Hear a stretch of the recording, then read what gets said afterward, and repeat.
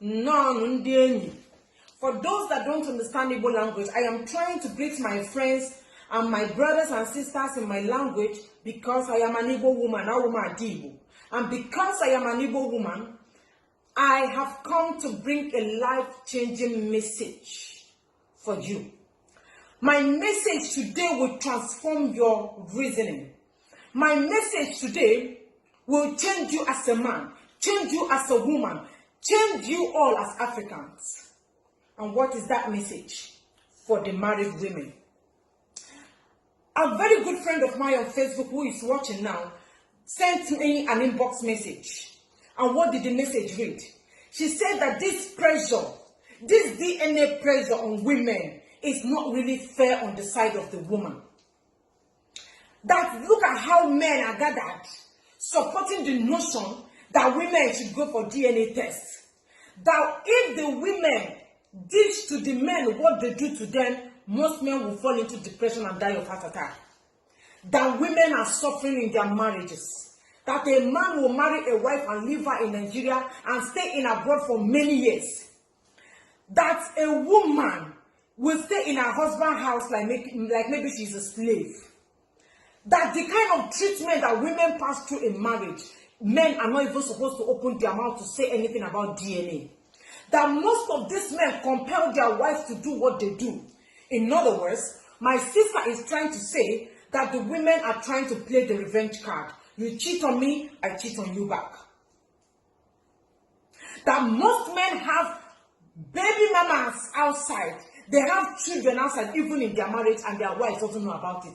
So why are they now insisting that their wives should do DNA tests? What about them? My beloved friend is very angry. That why are they pushing women, pressuring women about this DNA test? That is an insult on women. I want to clear the air. Please, I want you to listen with wisdom. I want you to listen to this, my message, with wisdom. I came prepared and I will give you a lot of references.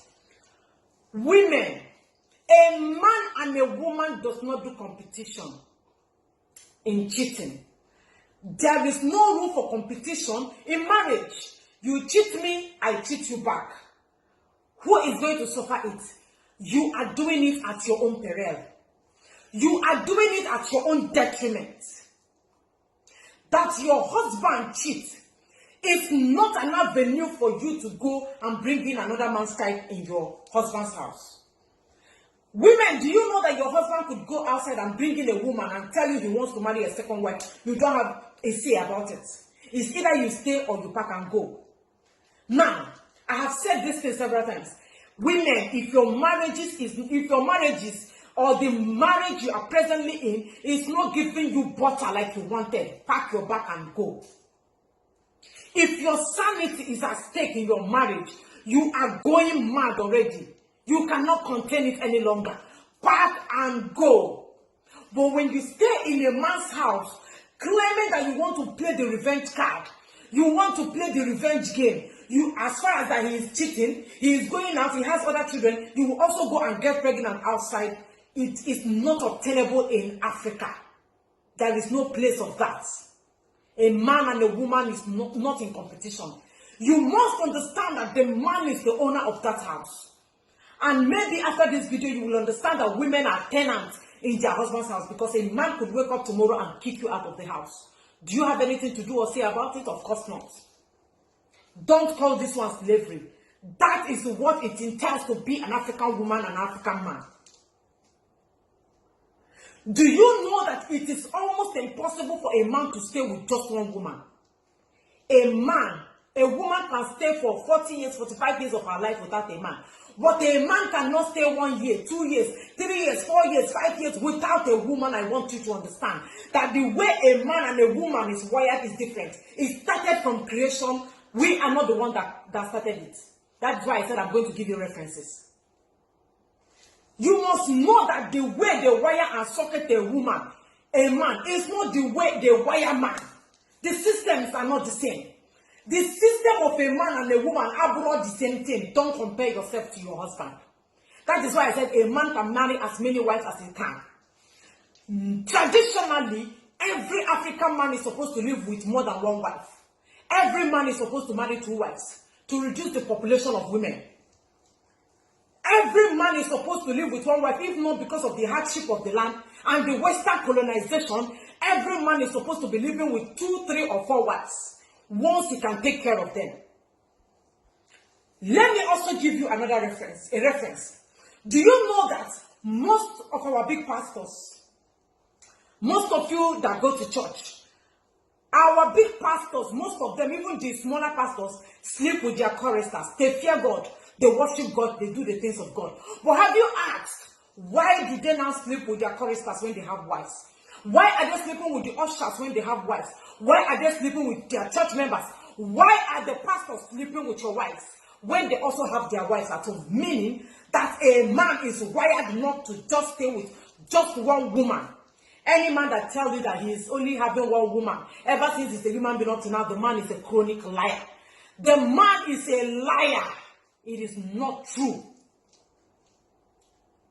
That is the system of a man. Let me use Catholic Church as an instance. For those of you that are Catholic Church members, do you know that the Catholic Church has this, what's it called? Will I call it principle? That they have this law that every Catholic Reverend Father must not marry. That is what Catholic people say, that their father will not marry. But in Catholic Church, most of your Reverend Fathers have children. Most of your Reverend Fathers are secretly married. Most of your Reverend Fathers have concubines. Are you aware of that? What am I trying to say? A man cannot stay without a woman. That is why you see the cases of, he cheated me, I did not cheat. You did not cheat, though, you cheat me. Now let us go to the Bible. For those of you that will still continue this argument, I will give you Bible references. In the Bible, Abraham is the father of all nations. But Abraham rather had Sarah. Sarah could not bear him a son or a child. Sarah went and got her Egyptian concubine, Egyptian servant, give to her husband, Abraham, as a concubine, to give her husband a son. And Hagar gave birth to Ishmael. When Sarah died, Abraham went ahead and married another woman named Keturah. Abraham is the father of all nations. But Abraham still cannot stay with one woman. King David is a man after God's heart. David had 8 recorded wives in the Bible. The Bible said that there are other wives that are not recorded. In fact, he had 8 recorded wives and many more concubines that are not recorded. And God even said that he was going to give David many more concubines if he wants. You can go and read up your Bible. What about King Saul? Saul had a wife and a concubine that gave him 2 sons. Noah had wives. Are you now getting where we are coming from? That this whole thing started from the Bible. What about the almighty King Solomon? The wisest of the kings. Solomon had 700 wives and 300 concubines. The ones the Bible recorded. What am I trying to say? That the whole thing started from creation. It started from the time of creation.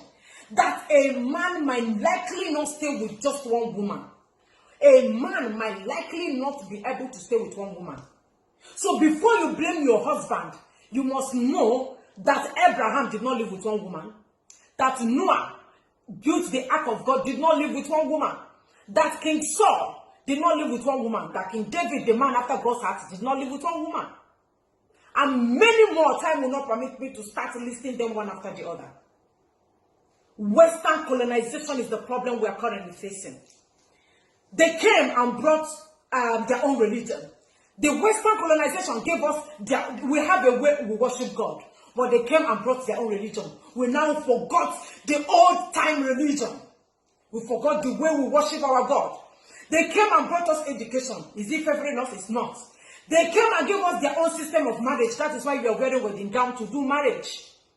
They came and told us one man, one wife. Our men are now suffering in the toilet, doing masturbation. Our men are wasting cartons of homo, cartons of soap to masturbate. Now, masturbation or masturbating and marrying one wife or 2 wives, which one is now better? They now force our men to behave the way they know they cannot behave.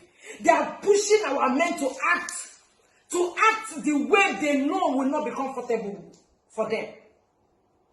They now force men to do one by one. It's a Christian marriage. This marriage is a Christian marriage. You must live with one wife. That is why the case of a side chick will never stop. All these women loitering around, who will marry them? Who will marry them? And in 5 to 10 years coming, government will have no other option than to force women on men.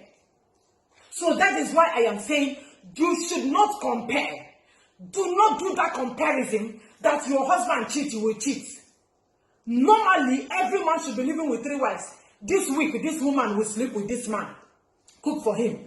This other week, the second one will cook. Do you know that those days, in the time of our great-grandmothers, as I am now, maybe I'm of age, I'm getting older and weak, I will bring my younger sister and give my husband to marry. Do you know that? That is why men are evergreen. Everly green. Men are foundation. That is why in Igbo land, if you have not given birth to a male child, you have not started. Are you telling that is why in marriages, a woman will be menstruating and a man will have to wait for 5 days or thereabout? After menstruation, the woman will go into ovulation, mood swing, unhappiness, not being happy, shawarma time, what's it called? Pizza mood. So many moods before she come out of the mood. She will tell the man she don't want to do sex. No, I'm not interested. But in the time of our father, when you are menstruating, another woman will take over. All of you cannot menstruate at the same time. If this one is, if you are menstruating, you cannot serve your husband food. You can't cook for him. You cannot sleep with him. We worship our men like God. Our men are our God. Do you understand? But they brought Western colonization, took our religion, took our way of life, took our culture, took our tradition, took our everything, collected our marriage, gave us white wedding, gave us so many things that is not benefiting us, and suffering our men in toilets, forcing our men to be doing shoko in the name of masturbation. And you're telling me that as a woman, that you are still going to be insulting your husband. If after watching my video, you continue pointing fingers at your husband that he's a cheat, you are an evil woman and you are supposed to be ostracized from the land. If after watching this video, you say you must cheat on your husband, that he cheat, you cheat, you should be spat on. You should be ostracized, pursued out of the land. It's a sacrilege for a woman to open her mouth to say that. You don't compare yourself to a man. There's a way to go through. You don't have a go through. The men have it. So you don't compare. There is no room for comparison. The Western colonization has affected us. The Western colonization has killed us. That is why cheating will not stop. Side chick will not stop. It did not stop in the Old Testament. It did not stop in the Bible. And the ones that want to introduce New Testament, did it end in New Testament? The recent pastors we have now, I don't know the New Testament pastors, have they stopped cheating? Have they stopped sleeping with other women? Have they stopped sleeping with choristers and your wives? The New Testament pastors, I'm asking, hypocrisy. We must go back to our old-time religion. The old-time religion, we must go back to our old way of life. We must go back to the way we believe. If not, is it cheating or not cheating, your husband will cheat. Forget it that, you both gave us the cheating language. He cheated on me now. He cheated on me now. We know the truth. I know the truth. You know that you know the truth. They gave us cheating. He's cheating on you. What do you call cheating? Our fathers married many wives and they stayed in love without jealousy. They had concubines without jealousy. Once he can take care of them, they live happily. This time around, your husband will just look at a woman one side and say, why are you looking at a woman who is calling you on the phone? Why are you doing this? Why are you not doing that? Bullshit. Western colonization is our problem and it must change. If not, hey, go and build more coffins. Because if the Western colonization did not change us with all the problems we have faced because of what they have done, if we don't overhaul our reasoning and throw away the Western colonization, embrace our own, take our culture, tradition, if we don't take it, women will be killing their husbands. So we are talking of DNA test. this time around they will be openly shooting their husbands, because the women of today have wickedness, hatred. My fellow men, the only thing, you see, I'm a woman, but I will tell you, fear woman. Fear woman. Woman is the only person that met devils face to face. Ate apple, you did not eat the apple. If a woman tell you she's going to kill you around 7 o'clock, it will not pass 7 o'clock. She says she will kill you around 12, brother. 12 o'clock, you are gone. Go and buy your coffin. So that is why the Western colonization should go. Men should marry more than one wife, and sanity will be restored in Africa. That is the message I have to tell you today. If you like, you take it all. If you like, continue going around looking for your husband, who he cheat and who he did not cheat. Now you go suffer him at the end of the day. Thank you for watching.